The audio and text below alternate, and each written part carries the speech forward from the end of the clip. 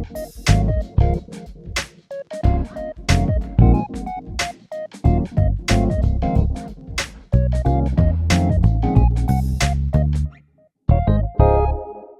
good people. Davia here, and welcome to Tales from the Shaker, a Davia Williams Stevenson podcast. It's going to be a fun one. I'm sure of it. I have my girl here, Jami Jones Ervin. Hey. Yes. We'll let the other things, the comfort, the little ratchetness, the little ragging come out as the conversation goes. But I want to tell you a little bit about her, and then we'll just start this conversation and see where it goes, because here's what I know. Here's what I know about this sister right here. Mm-hmm. She is dynamic. These are the reasons I asked her to come. She is dynamic. She is grounded. She is funny as hell, quick, dedicated, loyal, precise. She loves with precision. She executes with precision. I admire Jami very, very much. We became friends through mutual friends. Who didn't understand why we didn't know each other. But you don't know her. You don't know her. Right. And it was really a delight when we finally decided to connect and found out we even had some mutual vision. So we'll tell you a little bit more about that as well. But I'm going to give you a little bit of her background so that if she says something really wise, you're going to know she's qualified to say it. Known as Columbus's best kept secret. I love that. I keep telling her that's going to be a lie real soon. But known as Columbus's best kept secret, Jami Jones Ervin is a dynamic force in the realms of ministry, business, and personal development. As the founder of Jami Jones Ervin LLC, she offers a unique, faith-driven approach to personal growth that helps individuals find clarity and purpose in their lives. With a blend of wisdom, humor, and compassion, Jami engages audience to do the work necessary for transformation. She's done a whole lot of things where she's taken this core set of skills to the real estate office, to leading charitable organizations, to consulting with C-suite executives and organizations. Yep. She's just who she is in every place she goes. Yeah. And all of these talents become evident as you do what you do. Well, thank you. She's got some upcoming things. I know we're going to talk a little bit about a book you're writing. That's coming in the next probably few months, I would imagine. I love that you took the approach of fiction, so I want to talk about why you decided to do that. Okay. You speak. You're often a panelist. You lecture.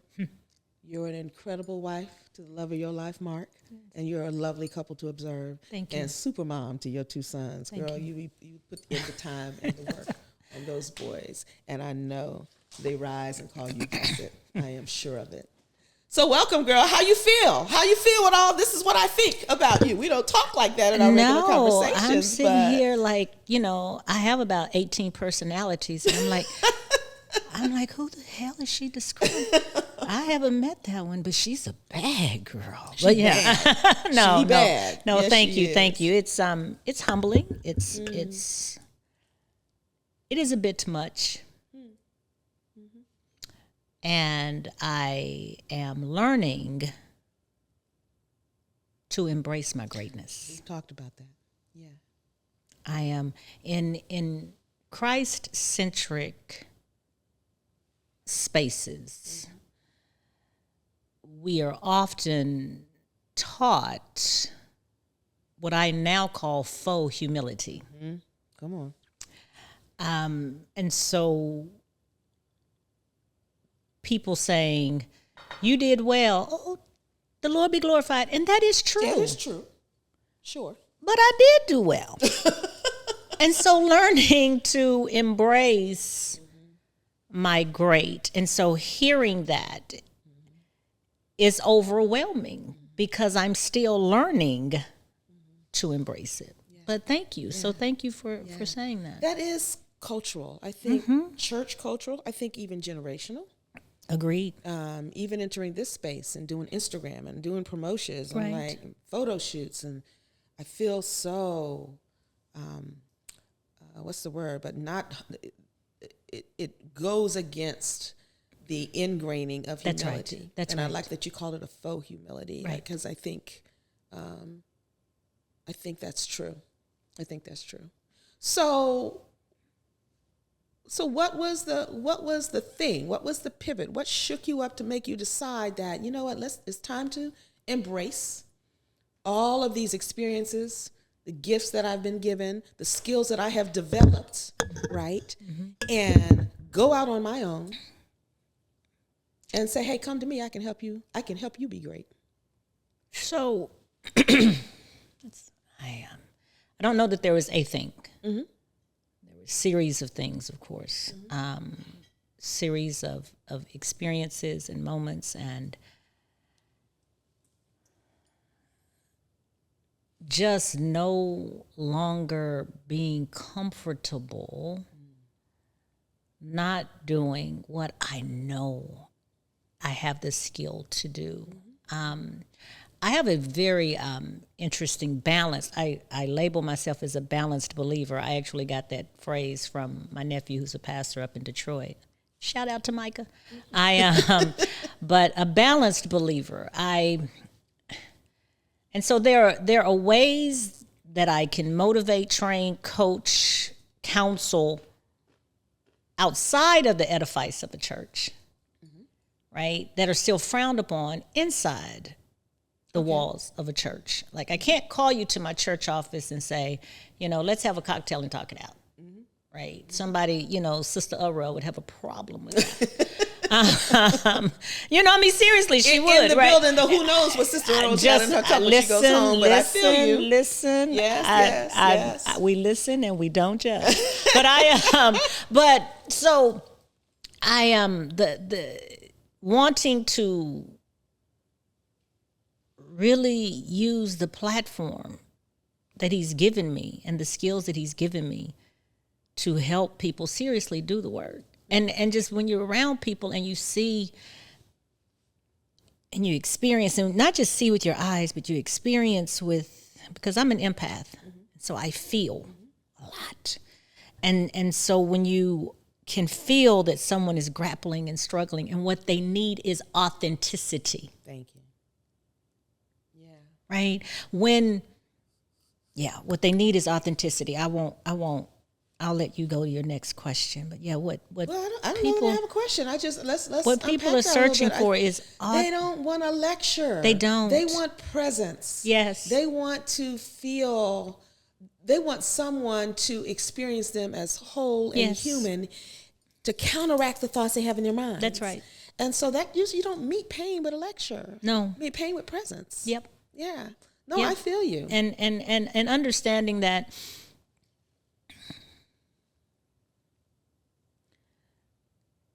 anything that is contrary to the will and the way of God is detrimental to ourselves. Okay. So I don't have to tell a person, hey, don't go murder people. Like most of us, like, oh, okay, yeah, that's not really a great idea, right? Mm-hmm. But me not walking into my full promise, that's contrary. Mm-hmm. Right? Mm-hmm. And seeing others not walk into their full promise, seeing others not, for whatever their reasons are, and some, we've worked through, right? But just helping people to become their full, authentic self, whatever that means, and however he or they look. Be you, because there is space for you here. And take up all the space that you need. Take up all the space you need. I got a feeling I'm going to give you some freedom. Direction. There may be moments in this conversation where you need to look at that camera. Okay. And talk to the people. Okay. I just see that could happen. Hi, people. I could see that happen. Yeah. Even though we're having our conversation, there might be those front camera moments that I want people to experience from you. Okay. And you don't have to look for them. Right. They will come. You'll know. You'll naturally move your head to the people because that's where your heart is. You feel it. Sipping, talking. We just hanging, girl. We look cute like this when we go out to dinner. So and do. Okay. Yes. Do that with your friends. Yes. Yeah. Okay. So one of the things we talked about that you're moving into. Mm-hmm. We know that you're a good writer. Thank you. Very precise in the words that you use. I mentioned how funny you are and how quick your wit is. And you decided to write a book. And I know that as in all things for you, there's a core of faith. But you decided to do a novel, which I think the normal kind of perception box would have you writing some sort of informational, uplifting, and it may do all of that in the novel, but to use fiction as a means, like, how'd you know to do that? I really appreciate that question. Yeah. So over 20 years ago, I started my first fiction book. Okay. And I called my aunt, who is also an author, and I was uber excited. And I was like, I'm writing my book. I finally started writing my book. And when she asked me what it was about, it was a work of fiction. And when she asked me what it was about, and I told her, she was like, you don't need to do that. Your voice is bigger than that. So I stopped. And I started all these other works with, and I'm making up these names because I don't, 15 days to be closer with God, 30 ways to 365 days. You know what I mean? Just because that's what people said that I was supposed to do. But it wasn't what I wanted to do. So I started, draft after draft. I mean, I still have, if you could find an old compact computer, remember compact computer? Yes, compact desktop. I have at least 3 or 4 on there that was on a floppy disk. I have been writing these things for years, and then when COVID hit, I was like, okay, I'm going to be able to finish it, and I couldn't because it wasn't what I wanted to do. You're a storyteller, right? Even in the way I'm a griot. I really Define am. that for the people. A storyteller. Yeah. Okay. I weave. You do. It's a gift. Yeah. And so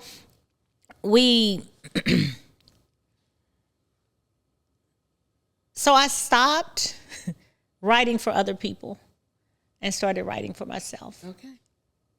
And so the book came to life and was actually slated and on track to be released this spring. Spring ended last month. But life does what life does because unapologetically, my first ministry is my family. And my teenage athlete needed me to taxi, a little bit more. And so my writing has paused, but I'm at the editing phase. Okay. So she'll be coming out soon. She'll be coming out. Whose deadline did you not meet? Well, mine. Your own.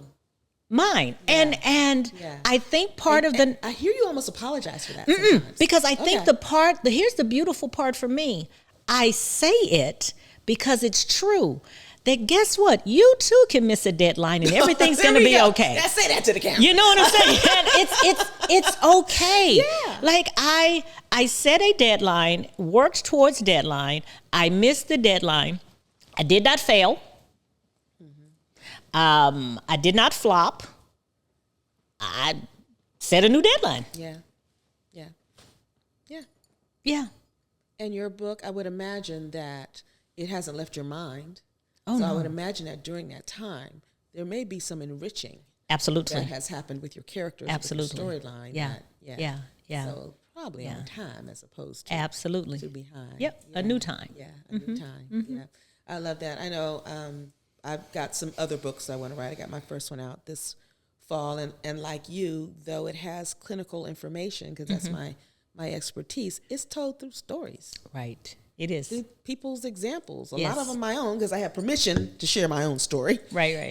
But, I had a conglomeration of common client themes, some people who gave me direct permission to share stories, but told through stories. That's what people relate to. Absolutely. Usually not statistics. Right. Or even processes, or oftentimes just, if you're in this therapeutic space, what is your therapeutic orientation? Mutt. Right. It's mutt. Life. It's life. Yeah. It's all of the things I was taught. I'm not walking away from clinical training. No, of course not. Of course not. But I don't personally have one lane. It depends on who I'm talking to. That's right. Right? That's right. And I think in almost every case, story is powerful. That's what I love about this space. You know, how I stumbled across this space, and how it feels it is a joy to me. Yeah.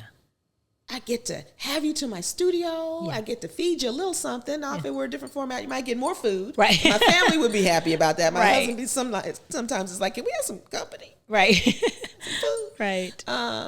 But the hospitality space, the conversation, the uplifting, I want to promote what you have going on. But I also know that you had a process to get to where you are. That's right.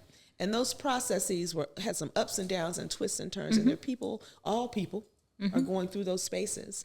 And there's something in your story and in the way you came through and in the aha moments that someone needed to hear. Yeah. And they let me know. It's amazing. Right. I'm so thrilled.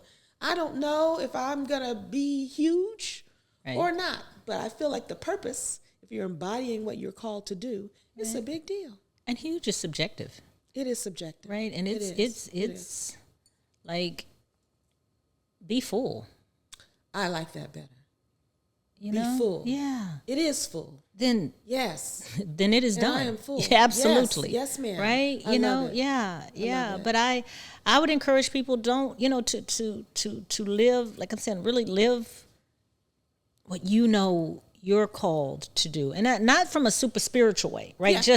Just what you are feeling passionate about and driven for. Because I try to not, right? I tried to write what other people wanted me to write, right? Or what the, like you said, the lens, the box that I'm often put in, but my characters, they are hilarious, and they would not let me rest. Like literally, people who write fiction will often tell you that your characters talk to you, or people who write television, that the characters literally, they talk to you.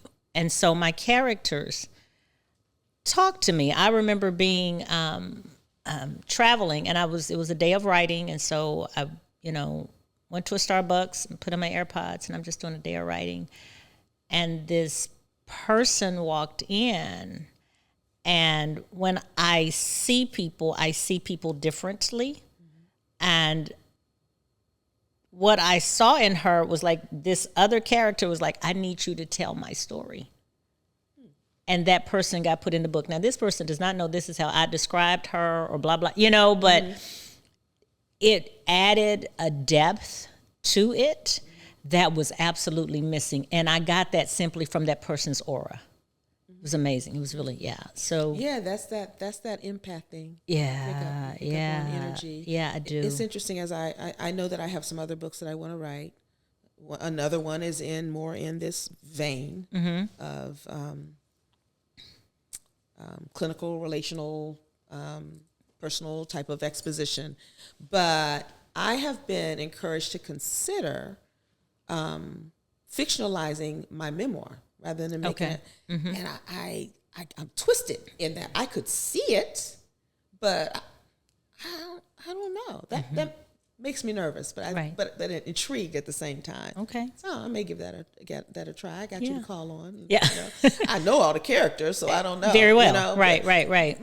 Mostly, like I could talk about my doctor, some of the characters that that their personalities, and I'm thinking of one in particular who was quite wacky. I can imagine. He's gone now, so I can take some liberty. Right. I can imagine what developed him and kind of take some license. Right, some creative license. So I don't know, that might be fun to explore some way down the road. Yeah. So we finally got together. We went out to dinner. It's been a couple of years ago now, I guess. Went out to dinner, had a few adult beverages, and got to know one another. And I think it was that first dinner that we started talking about our, it became mutual, but our individual desires to do retreats, that type of thing for women, to call them out of the daily and together in community to grow as individuals. And so we took a leap. And last fall, we launched our retreat, The Well. Yep. Women empowering, lifting, and listening. Yep. I love it. And it was amazing. It was Agreed. And next one's coming up. So that was our inaugural. Now, do we get to say second annual? Or is it going to be first annual? I don't know. So now, grammatically, it would be the first annual, right? But we'll just say next, because I don't want to be upsetting y'all. You know, nobody, just however you say it, just come. Okay. Just come. So we'll be sharing about that. But that was a fun process for us to explore. Actually, we talked about having this mutual. I think I've got the story a little bit out of order. I know you can correct me. I shared my thoughts, some of the things I want to do. There's still some things I want to do moving forward that we may do together. We probably will have some of our own main separate as well. And then you were given a little more specific vision, I think is how it was. And you said, I don't know what your answer's going to be. I'm just told to ask. I think that's how that went. Yeah. So when we had gone to dinner, we had both spoken about an urging, a feeling of wanting to do. And by the time we had gone to dinner, I knew that I was getting ready to make a shift as far as my employment was concerned. I was full-time employed at that time, and I knew that the shift, it was time for the shift to be made. And it was not really something I wanted to do, because regardless, every 14 days, there were digits that went into my bank account. Yeah. Okay, yes, sure, okay. Right? Yes. I mean, every 14. Yes. Thank you very much, former employer. I appreciate you. You know what I'm saying? I mean, through COVID, through all of it, every 14 days, that was there. And making this, taking this leap, I knew, because I've been an entrepreneur more than I have not, be a consultant, whatever. I know that you eat what you hunt. You know, it's feast or famine out here in these streets, and it's not, every day is not glamorous. Every day I look good, because because that's like a mindset for me. Like I literally, you would think I'm leaving my house most days. You come to my house, it is how I operate. I've been on Zoom calls. Where you been? Right here. And so, and it's a real thing for me, but it is not butterflies and rainbows. And it's scary, and you know, my income isn't necessarily what's needed for our, we still eat very well, we travel like yak, but again, going back to what we were saying about when you are training and the societal schemas and blah blah blah blah blah, you know, are you making your earning potential, are you blah blah, you know, so I don't know why the hell I got on that. But let's go back to what was I saying, girl? I don't know, girl. I don't either. That's all useful. Okay, so we that's why I don't lie, because I don't remember things that I say, and the truth does not change. So we went to dinner, and we were talking about it, and I knew that it required me to leave yak, and so in my prayer time, I was lamenting before God, because I saw the conference. I saw the conference years before. Years before, I was in a diner in Seattle, Washington in December of 2019, and I saw it fully. Okay. I did. I wrote, my girlfriend and we were writing on a napkin what God was downpouring. I mean, it was amazing. And I sat on it. And so I was lamenting to him about it, and I was like, I really want to, but, you know, and what are people going to say, and what if nobody comes, and et cetera. And there comes points in your life where you trust him or you don't. You know, and if you know, speaking from a faith component, you know, is something unsettling. There comes a point in your life where my grandmother used to say, you know, you poop or get off the pot. Yeah. I mean, you stop or you go. You know, there comes a point in your life where you make a choice. Yeah. Yes. Mm-hmm. So I had gotten to the point, okay, I'm making a choice. And the Lord said, partner with Davia.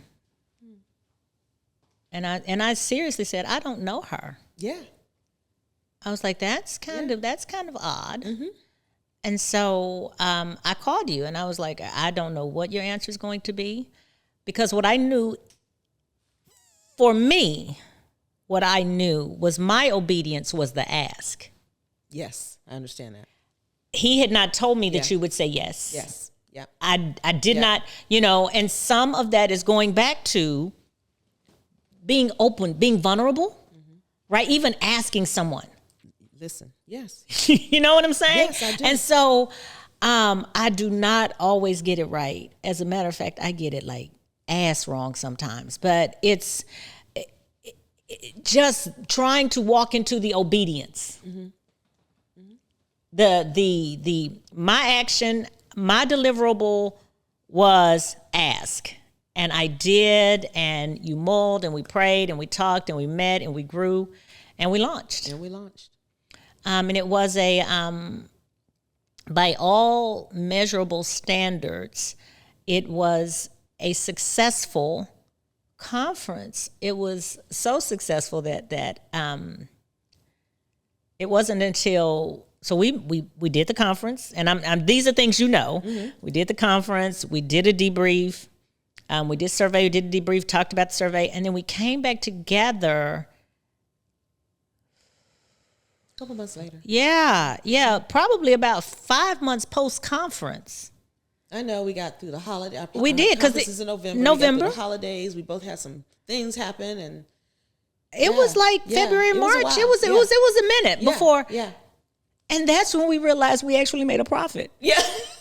Like, we didn't even realize we had made a profit. We were just hoping not to lose too much. We were hoping not to Lord, lose. It'd be successful if we broke even. But Exactly. because that profit wasn't the mission. Exactly. That's why. Exactly. My goal now was not to listen. Yeah. Okay. My goal, year one, my goal was not to be in the red. I was willing to, because we both put up front money, right? And we had enough money that, my gosh, surely we won't get in that type of red. But, and we didn't, right? So we that was my goal. And, we paid all our bills and and looked at the bank account, and we had made a profit. We got what we need for the startup. A shoe money profit. Yeah, shoe money. Shoe money. A shoe money profit. Yeah. Let's put this in, context. Yeah. Now we wear great shoes. Yeah. Let me be clear. But yes, we made a handbag profit. Yeah. We sure did. Yeah. We sure did. So yeah, it was nice. That was nice. That was, and I'm really looking forward to us. We're planning the next one. Absolutely.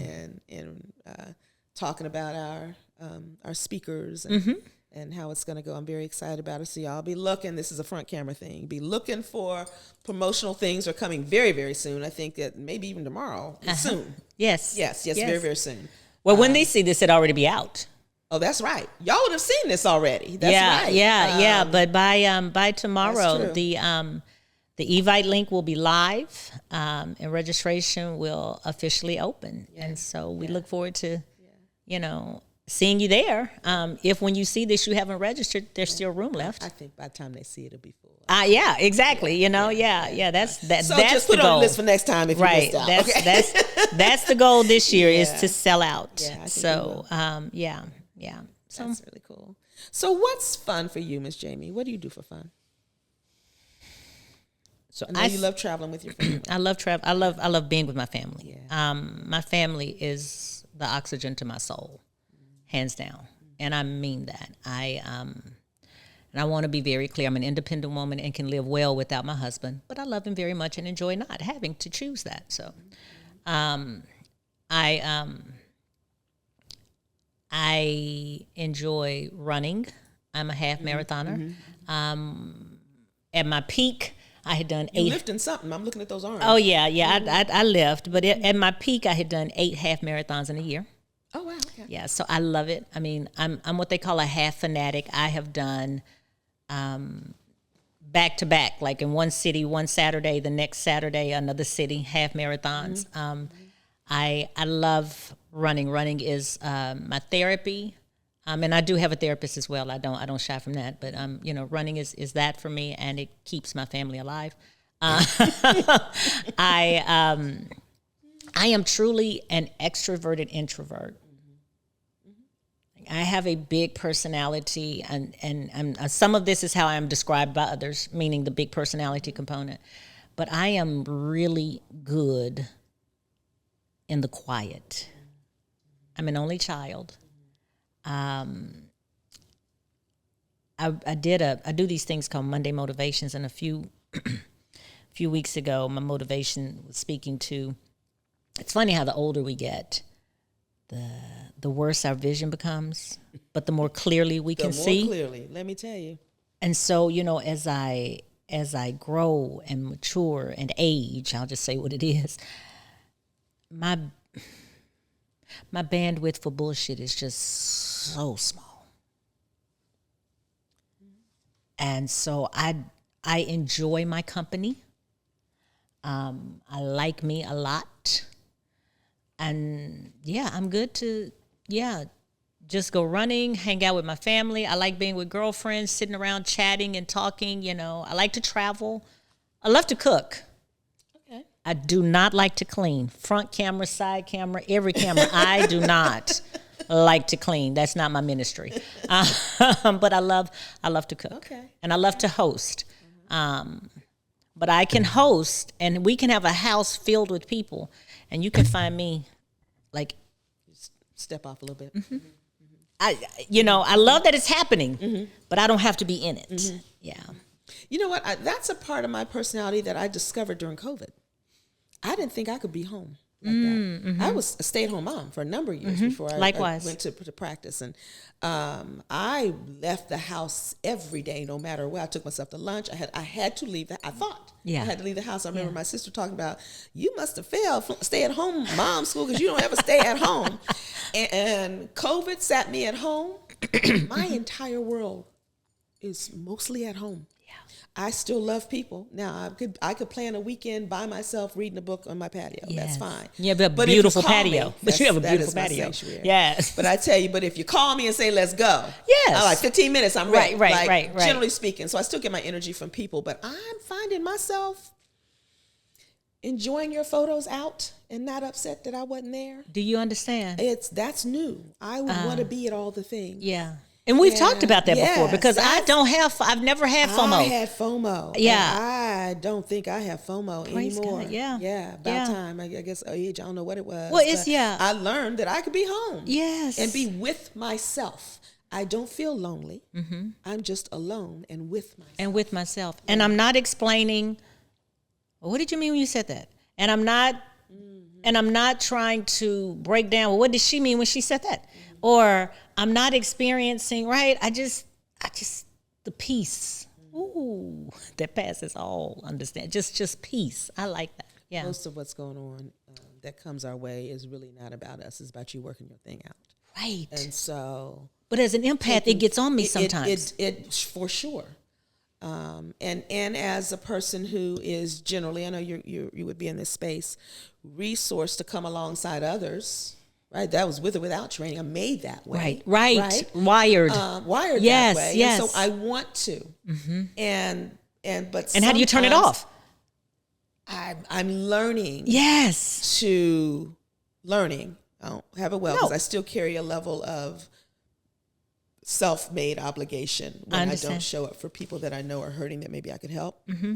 Excuse me, but I may not have. But who am I neglecting? Yeah. Me. Yeah. And so I can speak to it very well in your life, but don't always apply it as well in my own. And that's why I love having truth tellers as friends who can tell me, you look, or can hear you when you're silent. Mm-hmm. One of my girlfriends, I remember one time we were at a meeting together and she said, "What's wrong with you? Your energy's off." Mm-hmm. I thought I was great that day. I was struggling, but I had chosen to show up and I was dressed and I was present and I was, I don't think I even knew I was as masked as I was. She said, "Your energy's off." Yeah.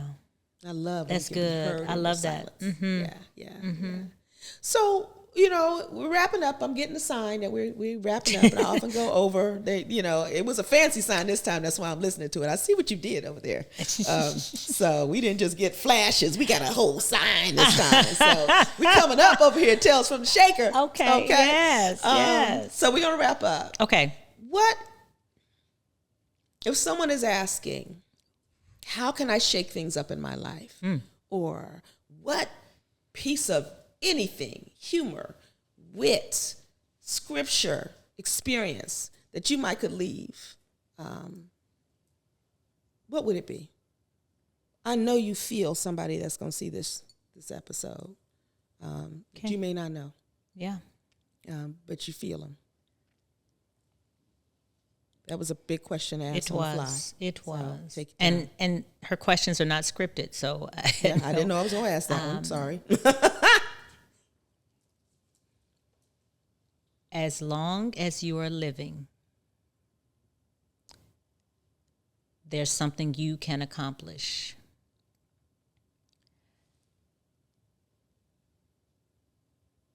And if your dreams don't scare you, they're not big enough. Go back to sleep and dream again.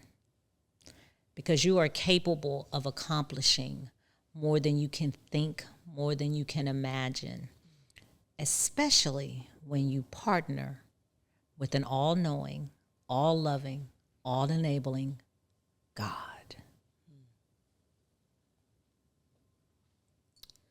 Amen. Thank you, Jami. Thank you for having me. Oh, man, it was my pleasure. Yeah. Look how civilized we behave. We were very civilized. I know. I don't know. We'll see what happens with the after Right, party. right. Listen, y'all, this is another episode of Tales from the Shaker. Let me tell you a little bit about what we're drinking today. Jami's is a mocktail. I made mine a cocktail, but I simply, I have a little herb garden, so I cut some fresh basil and muddled it with fresh peaches and a little bit of agave. Added some peach juice from a major retailer.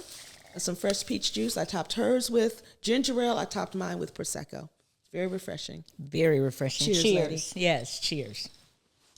There we go. You're a little further apart. We got to sip, you know. Yes. All right, y'all. This is another episode of Tales from the Shaker. I know it did what it's supposed to do. So whatever you heard today that inspired you, that made you think a little deeper, that made you, inspired you to shake some things up in your life, go for it. You're still here. There's more to do. All right, peace.